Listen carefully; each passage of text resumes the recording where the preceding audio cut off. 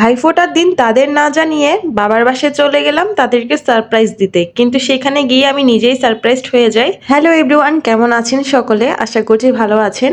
ভাইফোঁটার দিন সকালবেলা চলে গেলাম মায়ের বাসায়।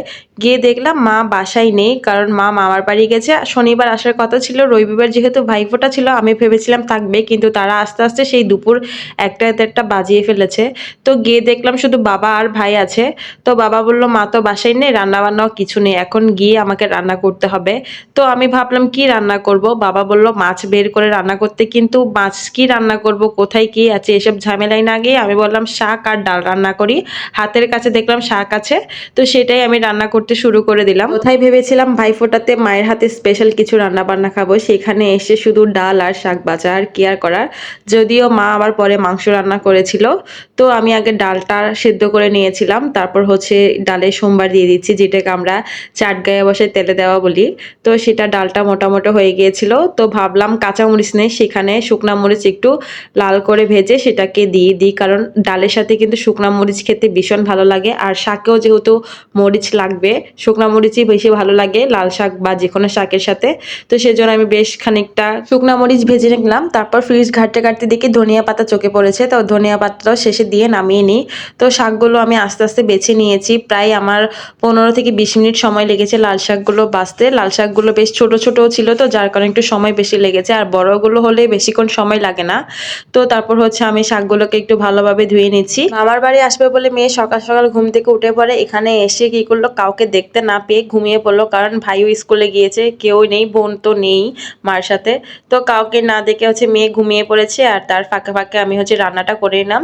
তো শাকের কালারটা এমন কেন এসেছে আমি জানি না, পরে মাকে বললাম, মা বললো এগুলো ফার্মের হয়তো বা।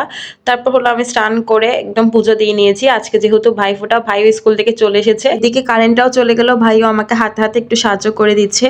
তো এই ফুলগুলো নিয়ে আমি সুন্দরভাবে হচ্ছে থালাটা সাজাবো। তো প্রথমে হচ্ছে চন্দনগুলো আগে বেটে আলাদা করে নিয়েছি। এরপর হচ্ছে ভাই স্কুল থেকে আসার সময় দূর্বাও তুলে নিয়ে এসেছে, কারণ দূর্বা নিয়ে আসতে আমি ভুলে গিয়েছিলাম তাড়াহুড়ায়। তো ফুলগুলোকে আমি সুন্দরভাবে থালায় সাজিয়ে নিচ্ছি, যেভাবে দেখালে একটু সুন্দর দেখায়। তারপর ফুল, দূর্বা, চাল, তারপর প্রদীপটাও জ্বালিয়ে দিলাম। আমি এসব রেডি করতে করতে দেখলাম বোন আর মা চলে এসেছে। তারা তো আমাকে দেখে অবাক হয়ে গিয়েছে। বললাম আমি বিকালে আসবো, আমিও তাদেরকে বলিনি যে সকালবেলা আসবো। তো তারপর বোন স্নান করে নিল, আমিও মিষ্টি সাজানো শুরু করে দিলাম। তো কারেন্ট যেহেতু নেই, আমরা ছাদের উপরটায় চলে এলাম। আমাদের মতো দেখে আমার মেয়েও ভেবেছিল হয়তো বা সেও তার মামাকে ফোঁটা দিতে পারবে। যখন আমরা মানা করলাম, তার মনটা একটু খারাপ হয়ে গেল। তারপর সে হচ্ছে আমার বাবাকে, মানে তার দাদাকে ফোঁটা দিয়েছিল, সেটা আর ক্লিপ নেওয়া হয়নি। তো একে একে হচ্ছে আমি, তারপর হচ্ছে আমার বোন, আমরা দুজনে হচ্ছে ভাইফোঁটা দিয়ে নিয়েছিলাম। তো ভাবতেই পারিনি আমার ভাইটা একটু একটু করে বড় হয়ে যাচ্ছে, সেও তার বোনদের জন্য গিফট এনেছে। তো প্রথমে ভেবেছিলাম সে ছোট হিসাবে আমাকে কিছু দিতে হবে, আমার বোন তো দিতে পারবে না, ও ছোট, আমিই দিব। দেখলাম না, সে আমাদের জন্য তার জমানো টাকা থেকে কিছু কিনে নিয়ে এসেছে। এটা বেশ অবাক করলো আমাকে আর আমার মাকে। তো আমরা যখন মিষ্টি খাইয়ে দিলাম, তাকে বললাম আমাদেরকেও মিষ্টি দিতে, কিন্তু তার পিছনে যে আমাদের জন্য কিছু কিনা ছিল সেটা আমরা প্রথমেই খেয়াল করতে পারিনি। খেয়াল করার পর আমরা একে একে খুঁজতে শুরু করলাম।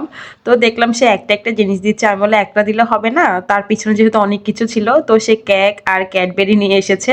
তো আমাকে দিল, আমার বোনকে দিল, সাথে হচ্ছে আমার মেয়ে তো ওর স্পেশাল, ওকে তো সবচেয়ে বেশি দিতে হবে, সে তার তো একটা দুইটাতে চলবে না।